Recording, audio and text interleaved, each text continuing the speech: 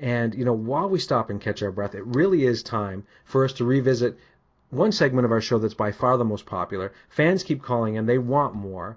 Yes. And I think, you know what, Sean, and I have to take this moment right now because I do feel morally responsible to talk about this. As much as I say every week, please no wagering, it turns out that people have been doing just that. There's lines now. Some lady put up her house, and thank God you came through that week, Sean, because I cannot imagine what would have happened otherwise. But my goodness, yes. So listen, folks, if you're at home and you're listening into Kayfabe or Kayfake, please just remember no wagering. Don't put any of your savings away on this. It's just for fun. But I do assure you that to an extent, this is a real exhibition. Sean does not know the answers ahead of time. No. Unlike wrestling, this is not predetermined. Or a lot of the Olympics. All right, buddy. Listen, are you ready? Have you steeled yourself? Do you feel strong? I do. I'm good. Right on, buddy. Okay, here we go, folks. It's Kayfabe or Kayfake, and Sean has to determine which of these wrestling trivia questions are Kayfabe, meaning true, or Kayfake, meaning false. And here we go. Question number 1. Oh, this is a fun one, Sean. As a child, former NXT champion Samoa Joe appeared in a Jell-O pudding commercial with Bill Cosby. Kayfabe or Kayfake? I think I read something about this, so I'm going to say it's Kayfabe. Oh, my friend, I made that up off the top of my head. Really? But you know what? If you can find the resources, Sean, I will amend my score. If you can back this up with hardcore journalism, I will give it to you. No, to the best of my knowledge, Samoa Joe never did appear in a Jell-O pudding commercial with Bill Cosby, which is, thank goodness, because I hear that at Bill's house you don't drink the juice. Just don't drink the juice. So we're going to have to say, at this moment, Sean, we're going to say that's Kayfake. Okay. And as I said, I can give you that point back down the road if we can get some substantial documentation. All right. All right, so you're down by 1, my friend. Number two.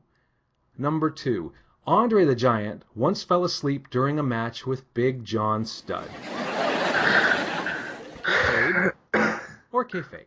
Fell asleep? Fell asleep during a match with Big John Studd. I'm going to say that's false because I can't see how you would do that. Ouch, my friend, that one's true.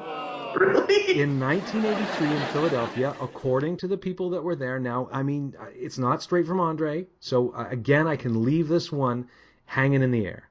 In 1983 in Philadelphia, during a match with Big John Studd, Studd put Andre into a front facelock laying on the mat, which lasted 8 minutes and 35 seconds, during which time Andre did not move. According to people in the audience and those backstage, Andre fell asleep and Studd just lay there holding him for 8 minutes. How the heck did they finish the match? Well, I think he woke up. It was a long match. And can you blame Studd? Because who wants to wake up Andre? Yeah, really.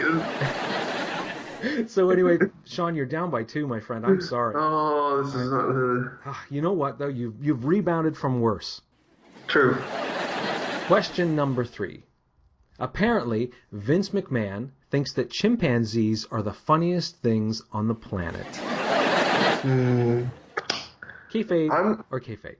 I'm going to say that's Kayfabe. That's true. You got one right, my friend. This is according to Chris Jericho, who said on his podcast that Vince McMahon thinks monkeys, chimpanzees, and apes are the funniest things on the planet. And there was a time when they were about to make the Bob Holly character switch over to Hardcore Holly. Oh, no. That Vince had an idea to have him be called Space Core Holly, and he'd have a monkey valet who accompanied to the ring. Oh, God. Yeah. And apparently this was something that Vince thought would be incredible. Thank goodness it didn't happen, or we would have had Space Core Holly and his little, I don't know, they would have named the monkey Crash, probably. I don't know. Yeah. So you've got one. You've got one. Okay. We're on question number 4, Sean. We are going into the last half of these questions. I know the pressure's on. I don't want you to feel intimidated. I want you to take a deep breath and be okay about this. All right, here we go. Number 4. Christian won the World Heavyweight Championship twice, but never pinned anyone to win it. I know he won one in a ladder match. I'm going to say that's Kayfabe. You are right, my friend. He did, in fact, beat Alberto Del Rio in a ladder match, but he also beat Randy Orton in a stipulation match whereby being DQ'd, Orton would lose the title. Oh, okay, I'm like, where's the... I'm trying to think of where the other one was. But yep. So you're halfway there, my friend. You've got 2 wrong, you've got 2 right, you've got 2 questions left. There we go. The pressure's on. Folks, don't... If you're on the phone with your bookie, please put the phone down. Yeah. In 1987, this is question number 5. In 1987, New Japan Pro Wrestling decided to create a new character called Big Van Vader, who'd be a huge foreigner who'd plow through the roster. However, Leon White was not their first choice to play the character. Their first choice, and the person who was originally planned for this, was the tattoo-headed behemoth named Bam Bam Bigelow. Kayfabe or Kayfake? Okay, I'm gonna say that is Kayfake because I've watched something recently. I want to say on one of these roundtable discussions online or with WB that somebody else was planned for it that wasn't Bam Bam. Do you know but who it was? Wasn't Leon White, and I'm trying to place the name as to who it might have been. I'll give you an extra point if you can get it, because you're right so far. Because who the heck was it? I'm trying to remember who it was. Throw something off the top of your head. I have like Sergeant Slaughter, Big John Studd in my head. I'm afraid, no, you're not going to get the bonus point, but you will get the 1 point, Sean. No. The person who was originally chosen for this was Jim Hellwig, known as the Ultimate Warrior. Oh, that's right. Okay. Now, here's the weird thing. Vader went on a podcast relating this story, and this story had been told many times before. Apparently, Warrior and some other podcasts said it wasn't true, but the majority of the sources say that it was Ultimate Warrior that was planned to be this character. So, you know what, Sean? You've already broken even here. You've got 3 right. There we go. The final one's gravy, and it's a good one. So prepare yourself. This one might get you a little flummoxed. Okay. Question number 6. Goldust almost got breast implants for a character on WWE programming. He almost received surgery to have breast implants. I believe I've heard a similar story to that as well, and I think that's Kayfabe. My friend, you have now gone 4 right, 2 wrong. You went over the edge, and you did it. This is very, very true.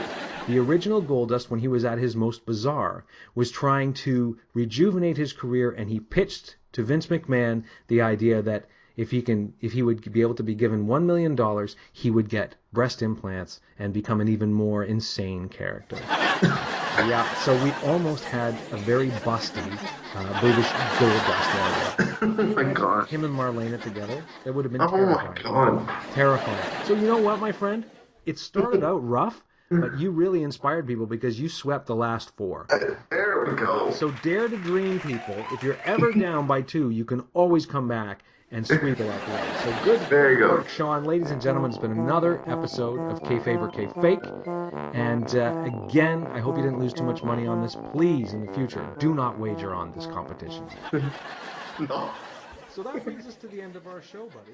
I think we covered